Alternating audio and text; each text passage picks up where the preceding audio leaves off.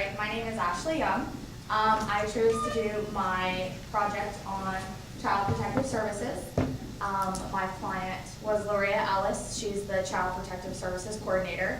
I too did my internship with CPS and kind of got a good feel as to how they work day to day and some of the struggles that they have within their job cycle. All right, there are nearly 6 million calls made annually to Child Protective Services all over the country, according to the Child Abuse Hotline. It is estimated that only about 3 million of these calls are actually investigated by CPS or even sent to any other kind of services. So, are you guys thinking the same thing that I thought? What happens to the other 3 million calls? What happens to the other children that are actually mentioned in these calls? So like I said, my client was Loria Ellis, and after her and I spoke for a little while, we talked about several different problems, but the one problem that concerned both of us was the rise in West Virginia's drug epidemic. There's also a rise in CPS calls. It has been proven that drug abuse is directly correlated with child abuse.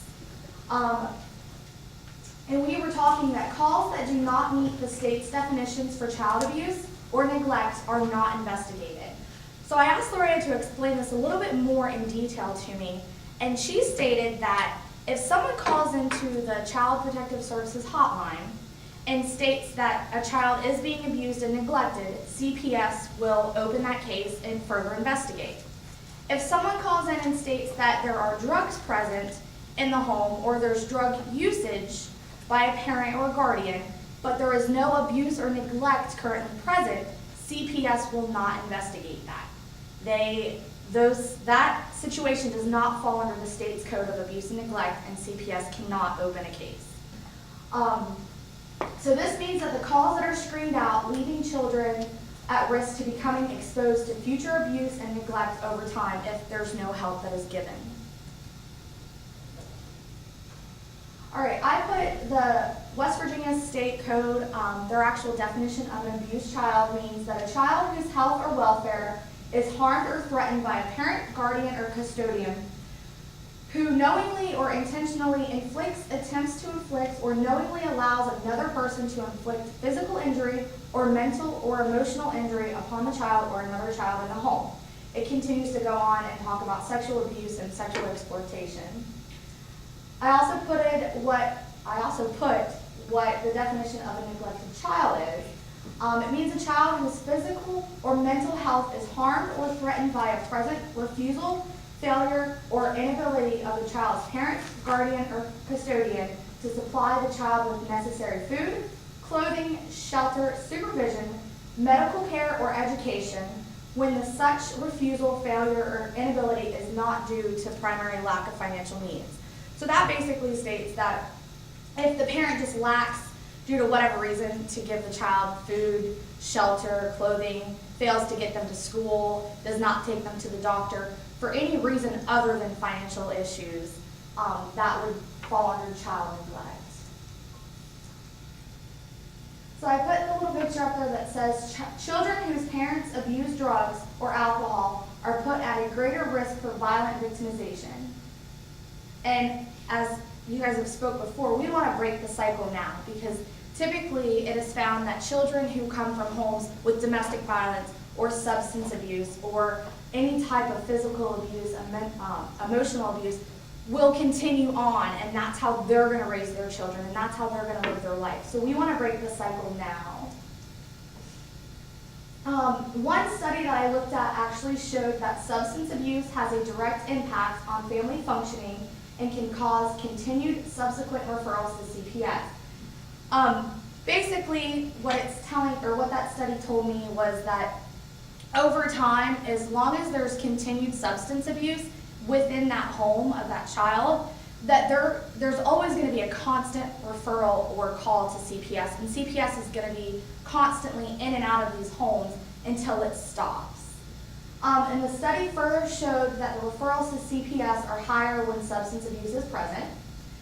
And when I spoke with Ms. Ellis, she stated that nearly 90% of the Wood County cases that she has had is directly related to drug abuse.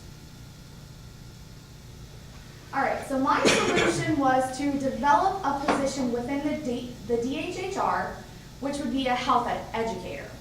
This person is to basically take the calls that are screened out by CPS that do not directly involve abuse and neglect at the time. So this health educator will visit these homes, and hopefully we can find the budgeting to have multiple, but the health educator will visit the home. They will do a basic screening, and there's various types of screening tools that they could use. They'll go into the home, and they're going to just kind of basically do an initial visit.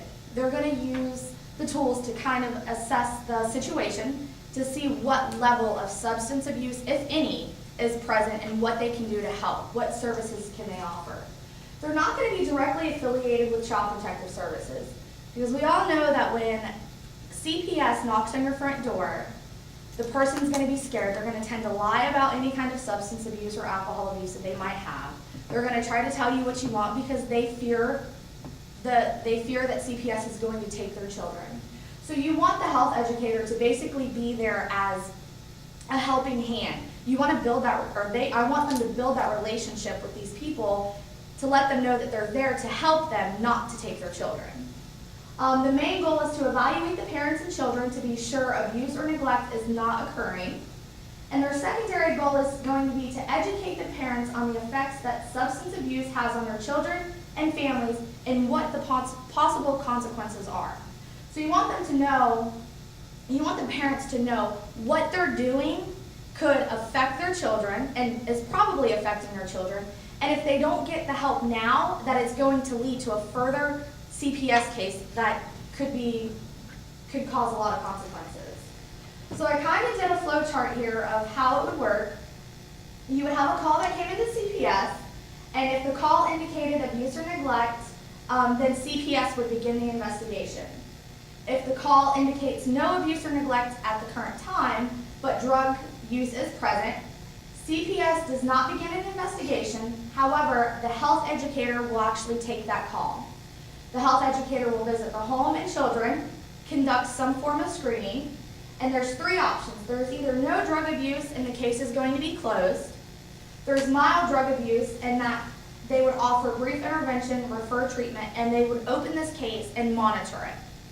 And then in the worst case scenario, you would have severe drug abuse, which will require intervention, and then CPS would be informed because there's more likely a higher risk for that child to be abused or neglected in the near future. And then, of course, they would monitor that case as well. So one of the screening tools that I found was SBIRT, and that stands for Screening, Brief Intervention, and Referral to Treatment. So you can kind of see with the graph down there that they come in to do screening, and they determine the risk level. Are they low, moderate, moderate to high, or severe risk dependency? And then it tells you what type of treatment that they're going to need. Are they going to need no further intervention, brief treatment, or referral to specialty treatment? Other tools so some of the questions that the health educator should be asking to these parents would be, in your life, which of the following substances have you ever used? In the past 3 months, how often have you used these substances? And so on and so forth. And this can be adjusted. That was just a little example off the ASSIST questionnaire that I have found online. And then another tool is motivational interviewing. Motivational interviewing is non-judgmental, non-confrontational approach. So basically, you want your health educator to talk to these parents or parent and kind of see that if they recognize that they have a substance abuse problem, and if so, what stage are they at to getting help? It says the approach attempts to increase the client's awareness of the potential problems caused, consequences experienced, and risks faced as a result of the behaviors in question. And this is kind of the cycle, the stages of change. So as the health educator is in the home and they're doing this motivational interviewing and screening, they want to see and determine what stage they're at and how willingly are they to change? Do they recognize that they have a problem? If so, are they willing to get the help? Unfortunately, some people that use drugs do not see that they have a problem. And then in that case, it's just going to continue to get worse, and then CPS will need to intervene. But essentially, you want your health educator to get to to stage 5, the maintenance, which they've achieved the goals and is working to maintain the change. You don't want them to relapse. All right, so then the other kind of tool that they can use is the risk-need responsivity. So as the health educator comes in, they want to assess the risk, see what level they're at, see how far addicted they are, see what type of substances they're using, and what needs do they have, what could we do to kind of help fix that. And then responsivity. Every person's going to have and is going to need a different form of treatment. Not every person that uses the same form of drugs is going to use and need the same exact treatment. So the health educator is going to need to assess it and figure out which treatment can we offer them that's going to be most helpful to them. What are they going to respond to the best? One study that I seen on experts was a screening that showed when screening was done in a health facility, that out of 1,500 patients who were screened, that 235 actually screened positive for substance abuse.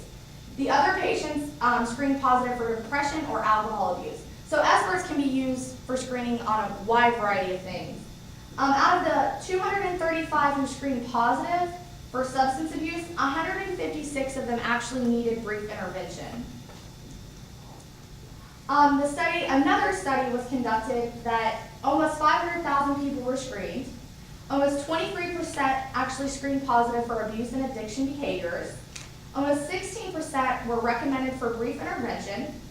Almost 4% required special treatment, and almost 68% reported lower drug usage within 6 months. So they did the screening, they gave them the intervention, and then 6 months later, they went back and asked the people the same questions that they did in the beginning, and noticed that there was almost 68% less drug abuse and drug usage within that person.